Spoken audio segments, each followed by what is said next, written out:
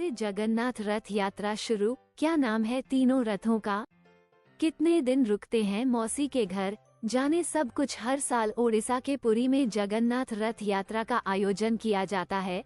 इस वर्ष ये यात्रा निकलने के लिए तैयार है। आज 7 जुलाई से इसकी शुरुआत हो चुकी है। भगवान जगन्नाथ की इस रथ यात्रा में भाग लेने के लिए दूर दूर से लोग यहाँ पहुँचते। भगवान जगन्नाथ की यात्रा सदियों से चली आ रही है। रथ यात्रा में शामिल होने से 100 यज्ञों के बराबर पुण्य का फल मिलता है। दुनिया भर से लोग इस यात्रा में शामिल होने पहुंचते हैं।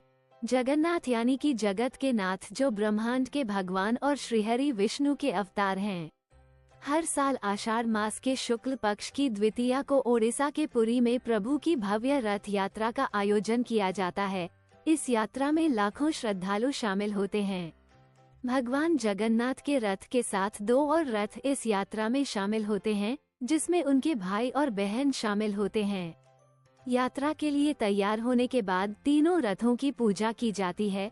उसके बाद सोने की झाड़ू से रथ मंडप और रथ यात्रा के रास्ते को साफ किया जाता है। क्या आप जानते हैं इस रथ यात्रा की शुरुआत कैसे हुई? यात्रा में प्रभु जगन्नाथ के साथ और कौन से रथ शामिल होते हैं और कब प्रभु वापस अपने घर लौटते हैं? कब से शुरू होगी यात्रा? वैदिक पंचांग के अनुसार जगन्नाथ रथ यात्रा 7 जुलाई को सुबह 08:05 से शुरू होगी। ये यात्रा सुबह 09:27 तक निकाली जाएगी। इसके बाद यात्रा दोपहर 12:15 से फिर से शुरू होगी। इस बार यात्रा 01:37 पर विश्राम लेगी। इसके बाद शाम 04:39 से यात्रा शुरू होगी।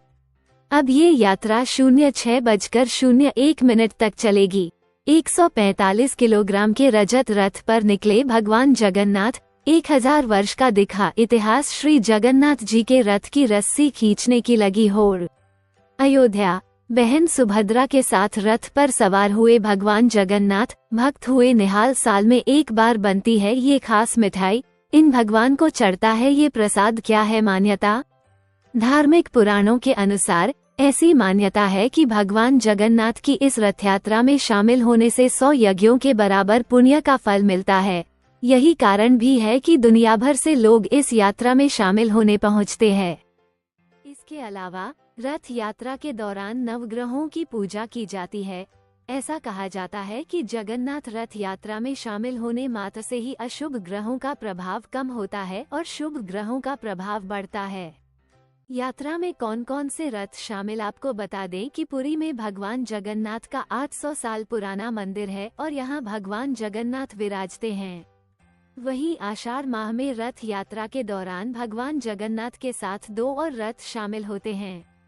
इनमें से एक में उनके भाई बलराम और दूसरे में बहन सुभद्रा होती हैं। इस तरह इस दिन कुल 3 देवताओं की यात्रा निकलती है। सबसे आगे बलराम का रथ, बीच में बहन सुभद्रा का रथ और सबसे पीछे भगवान जगन्नाथ का रथ होता है। कैसे हुई इस यात्रा की शुरुआत? भगवान जगन्नाथ की यात्रा सदियों से चली आ रही है। ऐसा कहा जाता है कि इसकी शुरुआत 12वीं शताब्दी में हुई थी।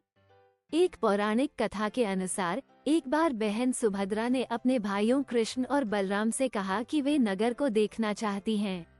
इसके बाद अपनी बहन की इच्छा पूरी करने के लिए दोनों भाइयों ने बड़े ही प्यार से एक रथ तैयार करवाया।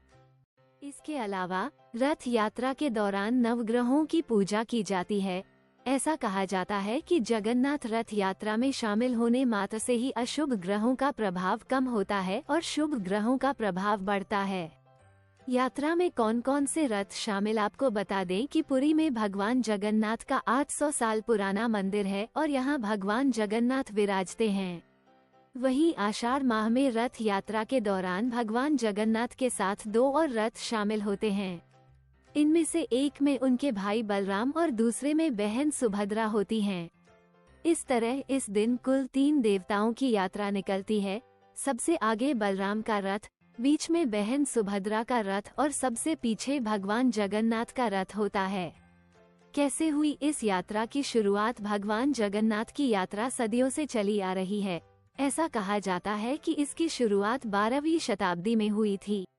एक पौराणिक कथा के अनुसार एक बार बहन सुभद्रा ने अपने भाइयों कृष्ण और बलराम से कहा कि वे नगर को देखना चाहती हैं।